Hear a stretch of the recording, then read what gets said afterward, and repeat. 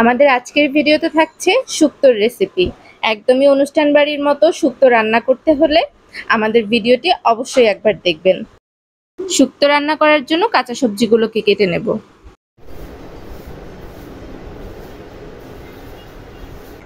শুক্তো রান্না করার জন্য সবজিগুলো আমরা কেটে নিয়েছি, আর সবগুলো সবজি আমরা চেষ্টা করেছি একই রকম ভাবে কাটার। দেখতেই পাচ্ছেন সবগুলো সবজি আমরা এরকম লম্বা সাইজের কেটে নিয়েছি। আর এখানে যে সবজিগুলো আছে, পেঁপে, তারপর হচ্ছে মিষ্টি আলু, গোল আলু, সাজনা আর হচ্ছে বরবটি, এগুলো আমরা সেদ্ধ করে নেব, তাই আলাদা রেখেছি। আর এই সবজিগুলো আমরা ভাজি করব, তাই আলাদা আলাদা করে রেখেছি। যে সবজিগুলো সেদ্ধ করব ওইগুলো আলাদা, আর ভাজি সবজিগুলো আলাদা রেখেছি। ভাজি করার সবজির মধ্যে নিয়েছি আমরা কাঁচকলা, করলা, বেগুন আর নিয়েছি বড়ি। আর মশলা নিয়েছি এখানে হচ্ছে পোস্ত আর আদা বাটা। পোস্ত আর আদা আমরা একসাথে বেটে নিয়েছি। আর এইটা হচ্ছে রাঁধুনি, এই রাঁধুনিটাকে আমরা গুঁড়ি করে নিয়েছি, একটু শুকনা তাওয়ায় তেলে তারপরে গুঁড়ি করে নিয়েছি। তো প্রথমে আমরা সিদ্ধ করা সবজিগুলোকে সিদ্ধ দিয়ে দিব। চলুন সবজিগুলো সিদ্ধ দিয়ে দিই।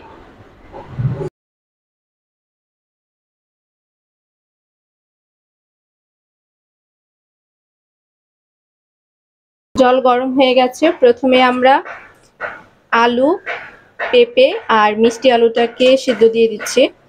এগুলো সিদ্ধ হতে একটু সময় লাগে, বাকি বরবটি আর সাজনা সিদ্ধ হতে খুব বেশি একটা সময় লাগে না।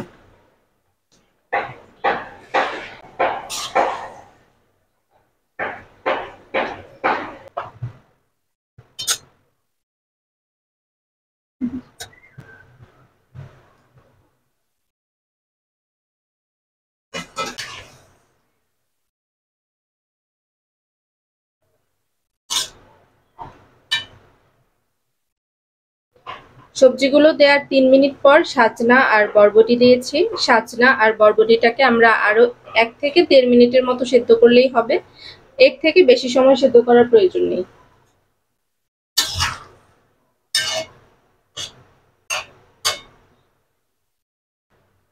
সবজিগুলো সেদ্ধ হয়ে গেছে, এবার নামিয়ে নিচ্ছি।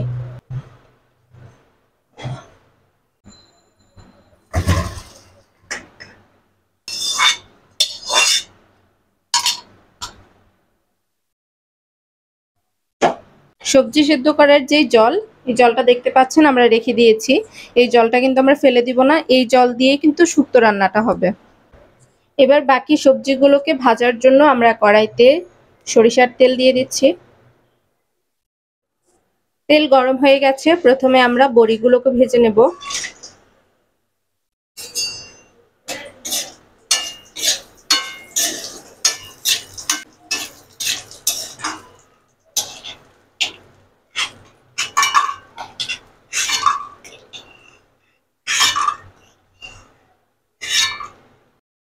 বড়ি ভাজার পর আমরা করলা ভেজে নিচ্ছি।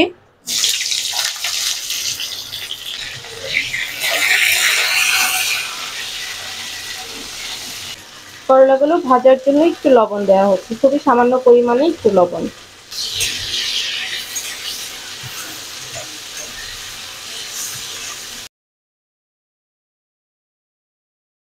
করলা ভাজা হয়ে গেছে, করলাগুলোকে তুলে নেওয়া হচ্ছে।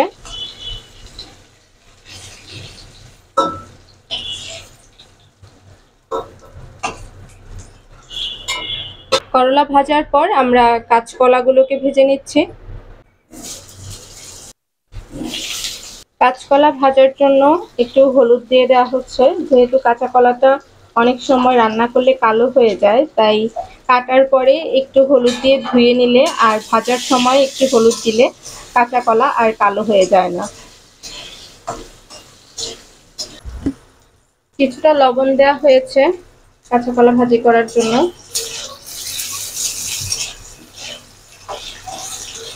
কাঁচা কলাগুলো ভাজি করা হয়ে গেছে, এবার এগুলোকে তুলে নেওয়া হচ্ছে।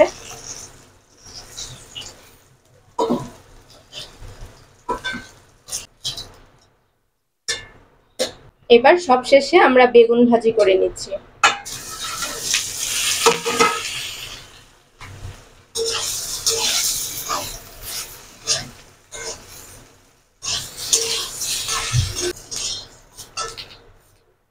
বেগুন ভাজা হয়ে গেছে, এবার বেগুনগুলোকে তুলে নেওয়া হচ্ছে।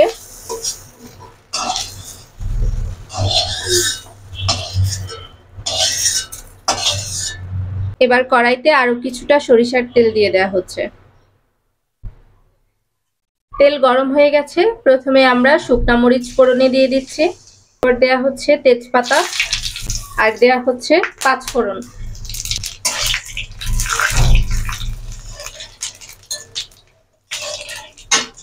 এবার পোস্ত আর আদা বাটা দিয়ে দেওয়া হচ্ছে।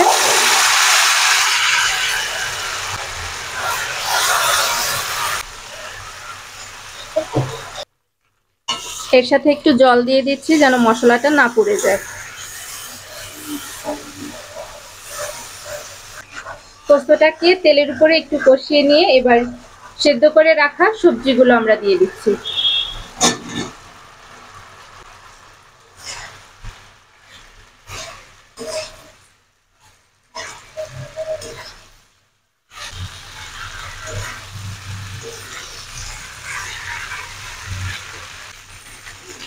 দেয়া হচ্ছে স্বাদ অনুযায়ী লবণ,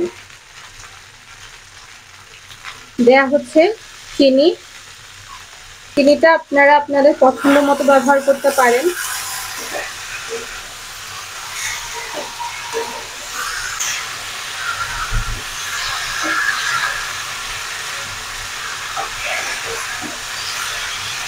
সবজিগুলোকে মশলার সাথে খুব ভালো করে কষিয়ে নেওয়ার পরে ভাজা সবজিগুলো দিয়ে দেওয়া হচ্ছে।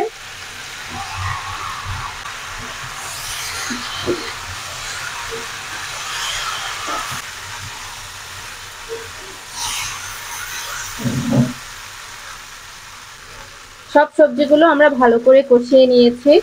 এবার সবজি সেদ্ধ করার যে জলটা রেখেছিলাম সেই জলটা দিয়ে দেওয়া হচ্ছে।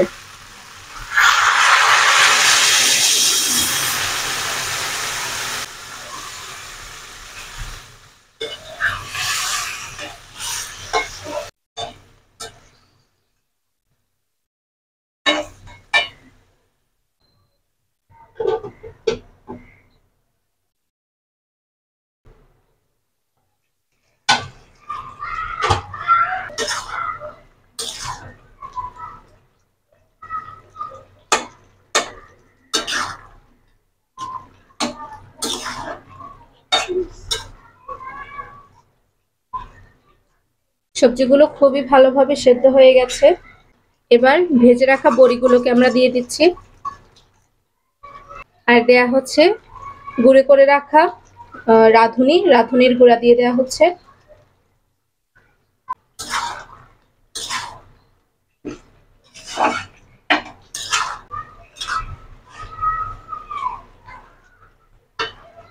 আর সবশেষে 1 চামচ ঘি দিয়ে দিচ্ছি।